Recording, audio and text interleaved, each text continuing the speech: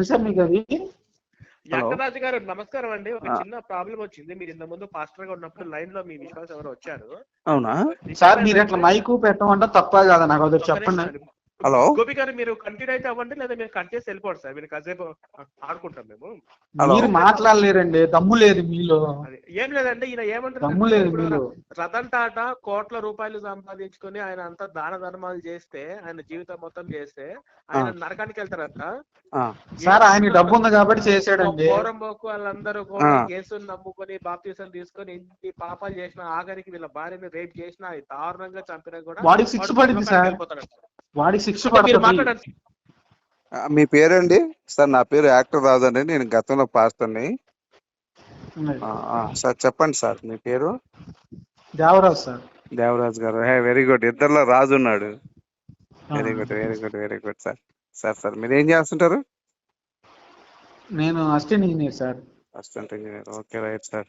Very good, మంచి పని చేస్తున్నారు. ఇప్పుడు ఏంటి మీ సందేహం? పాయింట్ ఏంటంటే సార్, మొన్న మన ప్రవీణ్ గారు ఒక ఊరు వెళ్ళారు సార్. పల్లెటూరు, అది విలేజ్ వెళ్ళారు. అయితే అక్కడ ఒక 100-150 ఇళ్ళ వరకు ఉంటాయి సార్. ఉన్నాయి. దాంట్లో ఒక 15 ఇళ్ళు క్రిస్టియానిటీ, 15 సంథింగ్. అక్కడ చర్చి లేకుండా మేము చేస్తున్నాం సార్. చర్చి ఉండకూడదు, చర్చి లేకుండా చేయాలని చెప్పి చర్చి వద్దన్నారండి. ఓకే ఓకే మాట్లాడమన్నారు, మీరు మాట్లాడుతున్నారు. సార్ సార్ సార్ ఓకే మాట్లాడండి, చెప్పండి సార్. నేను కూడా ఇప్పుడు చర్చిలోంచి వచ్చాను, ప్రార్థన చేసుకుని వచ్చాను. ఓకే సార్, నేను మాట్లాడేది ఏంటంటే సార్, ఆ 150 ఇళ్లలో 15-20 ఇళ్ళు దాకా ఈ క్రిస్టియానిటీ ఉన్నాయి సార్. ఉన్నాయి. మిగతాది మెజారిటీ అంతా కూడా హిందూస్ ఉన్నారు అక్కడ. అవునండి. అయితే ఇప్పుడు అక్కడ ఏంటంటే కొన్ని ఇల్లులు చర్చి పక్కన హిందూస్ ఉన్నారు, క్రిస్టియన్స్ ఉన్నారండి. అంటే ఆ చుట్టూరా క్రిస్టియన్స్ లేరు, ఆ చర్చి చుట్టూరా క్రిస్టియన్స్ లేరు. కొన్ని ఇల్లు వాళ్ళు ఉన్నాయి, కొన్ని ఇల్లు హిందూస్ ఉన్నాయి, కొన్ని ఇల్లు మనవి ఉన్నాయి. అయితే ఇక్కడ ఏం జరిగిందంటే, మరి వాళ్ళు ఎవరు రమ్మన్నారు, ఎవరు రప్పించారు కానీ ప్రవీణ్ గారు అక్కడికి వచ్చారు. చర్చి ముగిసారు, ఎంత బాగానే ఉంది, ఎంత ఓకే. చెప్పేదండి, చర్చి ముగిలేదండి. సరే, వచ్చిన తర్వాత ఈయన ఎట్లా డీల్ చేయాలి, పంచాయతీ ఎట్లా చేయాలి? ఇప్పుడు అక్కడ పెద్దలు ఉన్నారండి, వాళ్ళలో పెద్దలు ఉన్నారు, నేను ఒకటి చెప్తా వినండి. అసలు ఇవన్నీ కాదు, గుడి వల్ల ఏంటి లాభం, చర్చి వల్ల లాభం ఏంటి అంటే నేను ఎట్లా డీల్ చేయాలి, అక్కడ ఏం మాట్లాడాలి, ఏ ప్రాంతానికి వెళ్ళాలి, ఏం మాట్లాడాలి, మొత్తం వీడియో డీల్ చేస్తా, వీడియో చెప్తారా? అట్లా కాదండి, అడ్డమైన శవాలకు రాజు గారు తండ్రి ఎవరో తెలియని అడ్డమైన దేవుళ్ళను పూజించే వీడికి నేనెట్లా ఇప్పుడు భర్త ఏసేపుని పెట్టుకొని ఎవరితోనో కడుపు చేపించుకుంది, మీరు అది క్యారెక్టర్ లెస్ లేని క్యాండిడేట్. అది ఆత్మతో చేపించుకుంది. అలాంటి క్యాండిడేట్ కు పుట్టినటువంటి వాడిని నేను ఎందుకు రెస్పెక్ట్ ఇస్తా? ఇప్పుడు ఒక వాల్యూ ఉండాలి కదా. ఇప్పుడు ఎవరిని పడితే వాళ్ళని మేము ఎందుకు యాక్సెప్ట్ చేయమది సార్? ఫిజికల్ గా తండ్రి ఉంటే ఆయన దేవుడు ఎట్లా అవుతాడు?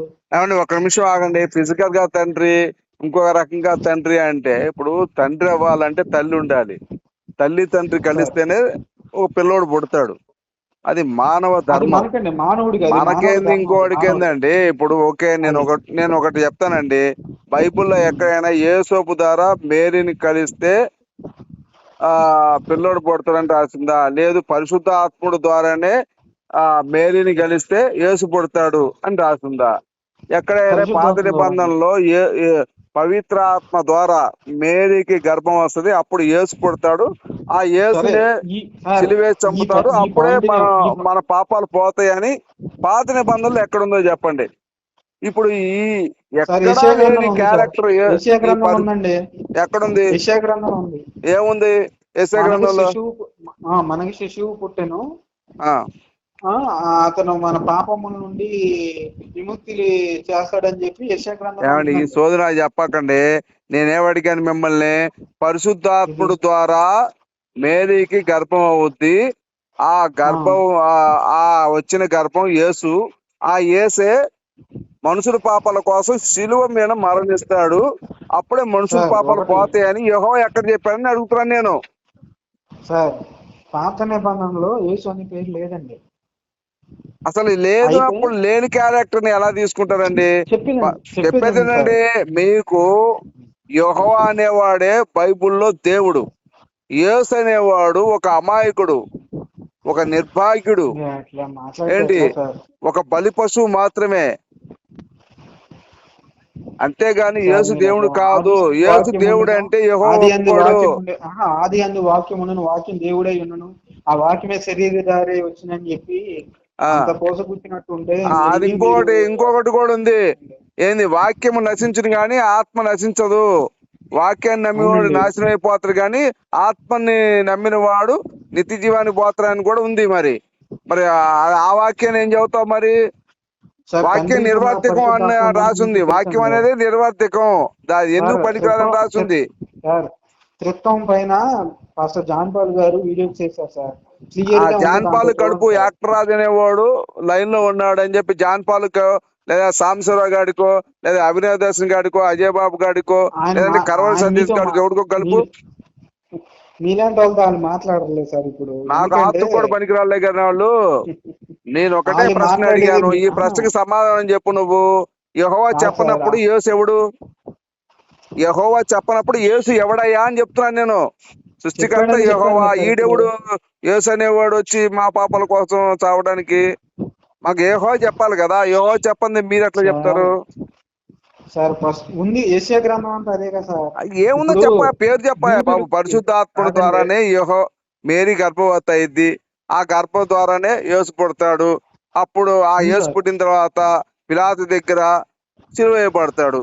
అప్పుడే మీ పాపాలు పోతాయి అని పాత నిబంధనలో రాయాలి కదా. యెహోవా రాయింది ఇతను ఎవరా బాబు అంటే నువ్వు అసలు లాజిక్ లేకుండా నువ్వు మాట్లాడేట్లాగా.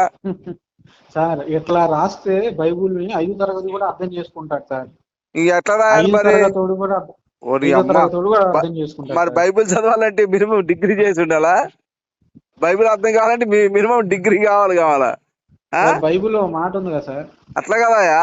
మరి చదువులేనోడు కూడా బైబిల్ బోధకుడు అయిపోతున్నాడు కానీ నేను అక్షరం ముక్కదా చదవలేదు అయినా నేను దేవుడి జ్ఞానంతో బైబిల్ చదువుతున్నా అంటాడుగా. ఎవరికి ఎంత అర్థం పాత్ర ఉందా నీకు? అసలు మోకాల్లో ఉందా, అరికాల్లో ఉందా మెదడు? అసలు యేసు అనే విషయం యెహోవాకు తెలియదు కదా. తెలియదు ఎట్లా చెబుతావు నువ్వు? అర్థం పాత్ర ఉండాలి. నేను ఒక టాపిక్ మీద ఫోన్ చేశాను సార్. చెప్పు, ఏం టాపిక్ కావాలి నీకు? ప్రవీణ్ గారు, అదే మీరు సమాధానం చెప్పలా. ప్రవీణ్ గారు ఇప్పుడు ఈ విషయంలో ఓడిపోయావు కదా. యేసు అనేవాడు తెలియదు, యేసు అనేవాడు ఉంటాడని యెహోవాకు తెలియదు కాబట్టి రాయలేదని చెప్పావు, అయిపోయింది. అది వదిలే. ఇక దాని గురించి ఓడిపోయావు కాబట్టి దాని గురించి వదిలే. ఇక వేరే విషయం చెప్పు నాకు. సార్ యెషయా గ్రంథంలో ఉంది సార్, నేను మీకు చెప్పిస్తా కూడా. నా యెషయా గ్రంథం తీస్తావా, పోషే గ్రంథం తీస్తావా? ఏ గ్రంథం తీసి అందులో పరిశుద్ధాత్ముడు అనేవాడు ఒకడు వస్తాడు, వాడే మేరీ గర్భం చేస్తాడు. యేసోబు యొక్క అతని దగ్గర పర్మిషన్ తీసుకోకుండా, యేసోబు పర్మిషన్ తీసుకోకుండా ఈ మేరీకి పరిశుద్ధాత్ముడు గర్భం చేస్తాడు. యేసోబు అనేవాడు ఆడంగులోడు, వాడికి సెక్స్ తెలియదు, వాడు కడుపు చేయలేడు కాబట్టి. మీరు పాస్టర్ గారు కాదని నాకు అర్థమైంది కానీ సరే ఉంటాను సార్, బాయ్ సార్. అదేందా బాబు, పాస్టర్ గారు కాకుండా నేట మాట్లాడతాను చెప్పు. నువ్వు చెప్పువాయా? నువ్వు వెళ్ళిపోయావంటే యేసు 3 రకాల్లో చచ్చిపోయినంత ఒట్టు. మీరు ఇలాంటి నేను నమ్మలే కానీ సార్, నేను నాకు అడిగిందని మీకు పాయింట్ చెప్పలేదు. చెప్పు, ఏం పాయింట్ కావాలి నీకు? అదే అట్లా ప్రవీణ్ గారు వెళ్ళారు అని చెప్పాను. అమ్మనయ్య, అసలు ఎక్కడికి వెళ్ళినా చర్చ్ అనేది అనవసరం అయ్యా. చర్చ్ వల్ల చాలా జీవితాలు నాశనం అయిపోతున్నాయి. ఎక్కడా చర్చ్ అసలు భారతదేశంలో చుచ్చి ఉండాల్సిన అవసరమే లేదు. మీరు చర్చి కట్టుకోవాల్సి ఉంటే మీరు ఇజ్రాయెల్ వెళ్ళి కట్టుకోండి. ఇజ్రాయెల్ లో చెప్పుతో కొడుతున్నారు. ఇజ్రాయెల్ వెళ్ళి నువ్వు చర్చి కట్టుకో. ఇజ్రాయెల్ వాళ్ళు ఒప్పించుకో. నువ్వు యేసు దేవుడని చెప్పేదినమ్మా, చెప్పేది నువ్వు. ఇజ్రాయెల్ లో ఒప్పించుకో. యేసు దేవుడని ఇజ్రాయెల్ ఒప్పించుకో. అసలు క్రైస్తవం లేకపోతే భారతదేశం శాంతంగా ప్రశాంతంగా ఉంటుంది. ఈ క్రైస్తవం వచ్చినాక ఈ దేశం నాశనం అయిపోయింది. ఏం బీకేదే గానీ నీ యేసు ఏం బీకేలేదు, నువ్వు ఏం బీకేలేదు కానీ ఇవన్నీ సోది ఆపు. కానీ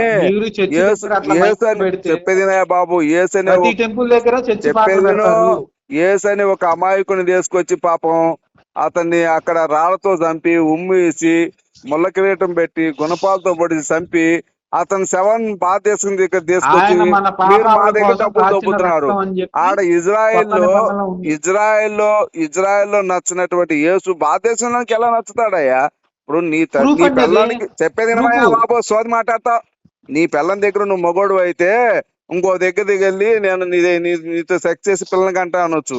నీ పిల్లని దగ్గరే నువ్వు మొగోడు కాదు, ఇంకో దాని దగ్గరికి ఏం చేస్తావు బొచ్చు, ఏం బిగుతావు దాని దగ్గర? సార్ నేను తాగుపోతుంది సార్, తిరిగిపోతుంది సార్. నా పిల్లలు నన్ను ఎక్కడ కాపరం చేసిందండి. నాకు ఎట్లా చేసింది చెప్పండి? ఎవడు మంచిగా ఆ దగ్గరికి చేసింది, కానీ నేను తాగుపోతుంది తిరిగిపోతుంది. బయట 10 రోజులు ఉండి అటు ఇటు తిరిగిపోతున్నా. నాకు కరెక్ట్ లేదు, నా జీవితం కరెక్ట్. అంటే ఇప్పుడు యేసు తాగుబోతు తిరిగిపోతే ఒప్పుకున్నావా? యేసు తాగుబోతు తిరిగిపోతే ఒప్పుకున్నావు నువ్వు? అందుకేనేనా ఇజ్రాయిలీలు ఆయన చీకొట్టింది? సార్ ఒక్కటి చెప్తాను, ఒక పాయింట్ చెప్పండి. సోది మాట్లాడక లాజిక్ లో నువ్వే ఒప్పుకున్నావు. యేసు తాగుబోతు తిరుగుబోతు కాబట్టి ఇజ్రాయిల్ ఒప్పుకోలేదు, అందుకే ఇజ్రాయిల్ నుంచి తరిమేశారు, ఇజ్రాయిల్ లో చంపేశారు. అక్కడ చర్చి కట్టడానికి ఒప్పుకోట్లా. ఇజ్రాయిల్ లో 98 లక్షల మంది జనాంగం. ఆ 98 లక్షల మంది జనాంగంలో కనీసం 10,000 మంది కూడా నమ్మట్లా. ఇక్కడ 145 కోట్ల మంది జనం. మరి ఇక్కడ 145 కోట్ల మంది జనంలో ఇప్పుడు కనీసం నాకు తెలిసి కూడా ఇప్పుడు ఎగ్జాంపుల్ గా 6 కోట్ల మంది పైనే ఉన్నారు, 6-7 కోట్ల మంది ఉన్నారు ఇక్కడ క్రైస్తవులు. అక్కడ 10,000 మంది లేరు. సిగ్గులు అర్థం ఉందా? కడుపు కన్నం తింటున్నారా, పెంట తింటున్నారా? తలెక్కడ పెట్టుకోవాలో అర్థం అవుతుందా రాజా? అసలు తలెక్కడ పెట్టుకోవాలో అర్థం అవుతుందా రాజా నీకు? మెస్సయ్య వస్తాడని ఎదురు చూస్తున్నారు సార్ వాళ్ళు. ఏం చేయను, ఏం బేకను వస్తాడు ఆయన? ఏం చేయమంటాడు? ఫస్ట్ వచ్చినప్పుడేమో 3 మేకులు కొట్టారు, ఇంకా రెండోసారి వచ్చి ఏం చేయాలి పాపం? ఆయన 6 మేకులు కొట్టించుకోవాలి మీ చేత. మీ బాధ పడలేక రాట్లా ఆయన పాపం. మీతో మళ్ళీ ఆడ ఈనాయాలు పిచ్చిన కొడుకులు నాకు 6 మేకులు కుదురుతారు అని చెప్పి రాట్లా. ఫస్ట్ వచ్చిందే పాపం ఏదో మంచి పనులు చేస్తే 3 మేకులు కొట్టారు, ఈసారి వస్తే 6 మేకులు కొడతారు. ఆయన ఏం చేయదలుచుకున్నారా మీరు? ఆయన ఎన్నిసార్లు వచ్చి మీతో మేకులు కొట్టించుకొని రావాలరా నాయన? అర్థం పత్రం ఉందా పాపం? ఏదో ప్రశాంతంగా పోతున్నాడు రా వాళ్ళ అయ్య దగ్గర. మళ్ళీ ఆయన ఎందుకు రావాలి మీ చేత? మళ్ళీ చీచా ఎందుకు చెప్పు దెబ్బలు తినాలి?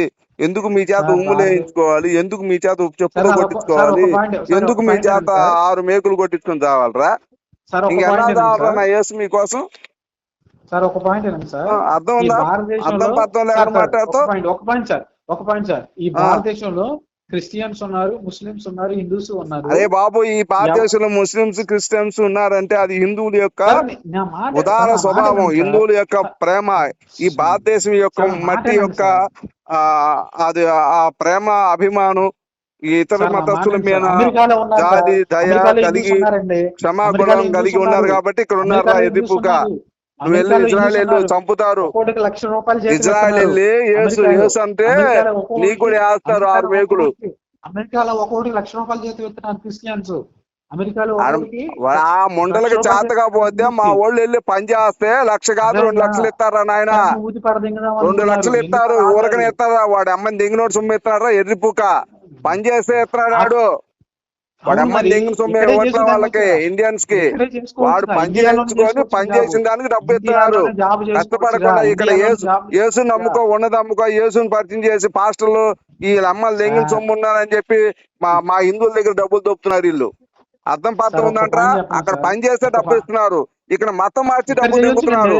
నీకు సిగ్గులు అర్థం ఉందా? ఎదుపుగా ఏం మాట్లాడతా? మరి లాజిక్ లేకుండా మ్యాజిక్ చేస్తుంటావు.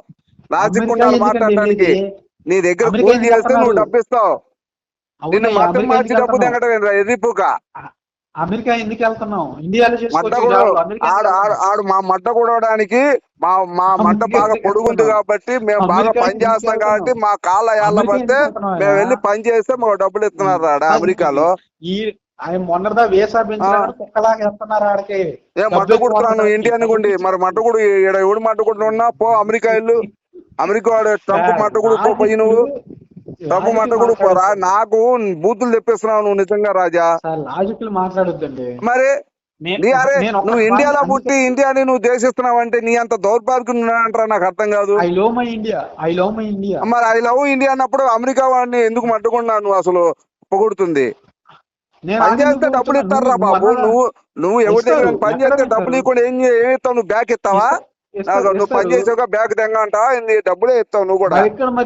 మరి ఇక్కడ నువ్వు క్రిస్టియన్ గురించి ఎందుకు తక్కువ చెప్తున్నావు అని నేను మత ప్రకారంగా అంటున్నా. పని చేసేవాడు ఏ మతానికైనా హక్కు ఉంటుంది. భారతదేశంలో పుట్టిన వాడికి మత ప్రకారంగా కాకుండా ఏ మతమైనడైనా ఇక్కడ పని చేయవచ్చు, ప్రశాంతంగా బతకొచ్చు. పక్క మతం వాడిని గెలక్కుండా మా యేసు నమ్ము ఉన్నదమ్ముకో, మా యేసు నమ్ముకో ఉన్నదమ్ముకో, దశంభాగం దొబ్బించుకో అని చెప్పి కాకుండా మా పని చేసుకుని ఎవడైనా బతకొచ్చాడా సార్? ఇప్పుడున్న జాబులలో ఉన్నతమైన జాబ్ ఏంటంటే మీరు సర్వసృష్టికి వెళ్ళి సువార్తను ప్రకటించండి అని దేవుడు చెప్పాడు. సరే ఇప్పుడు పని చేయి, నువ్వు యెహోవా దేవుడు అంటున్నావు కదా, యేసు దేవుడు అంటున్నావు కదా. యెహోవాకి మరి భార్యలు ఉన్నారంట, వాళ్ళు వ్యభిచారం చేశారంట. మరి దాని మీద ఏంటి? మరి వాళ్ళ పిల్లలు వ్యభిచారం చేశారంట, వాళ్ళు ఏం చేస్తాం? మరి వాళ్ళ మీద కేసు చేస్తావా? వెళ్ళి భయంకరమైన శాపం పడింది సార్ ఆ పట్టణాల మీద. పట్టణాలు కాదురా నాయన, అయ్యే ఏస్కల్ 22వ అధ్యాయం 1-21 చూడు ఏమంటారు అక్కడ. ఓ తల్లి పుట్టిన ఇద్దరు స్త్రీలు కలరు, వారు ఐగుప్తు దేశంలో జాగ్రత్తం చేసి యవ్వన కాలం మధ్య జాగ్రత్తం చేస్తూ వచ్చిరి. అక్కడ వారి యవ్వన కాలపు చనుమలలు పురుషులు నడిపిరి ఏంటి అని తనను కాదని పరపురుషులతో బాగా వ్యభిచారం చేశారని చెప్పి మొత్తుకుంటున్నాడు. దేవుడి భార్యలు అలా వ్యభిచారం చేయటం ఏంద్రా నాన్న? ఈ వ్యభిచారం పుస్తకం మాకెందుకురా? ఈ దేశంలో ముస్లింలు క్రిస్టియన్స్ కాదురా, ఈ వ్యభిచార పుస్తకం మాకు అవసరమా? వాడి పిల్లల్ని వాడు రక్షించుకోనోడు మా దేశాన్ని ఏం రక్షిస్తాడు యెహోవా? ఈ లాజిక్ ప్రకారం వాడు పెళ్లి చేసుకున్న పిల్లాలే వాడు మాటలా, వాడి పిల్లల్ని వాడు రక్షించుకోలేకపోయాడు, మమ్మల్ని రక్షిస్తాడు యెహోవా? చెప్తాను సార్, ఆన్సర్ చెప్తాను సార్. మీరు ఒక్క నిమిషం నాకు టైం అయితే నేను చెప్తాను సార్. చెప్పు.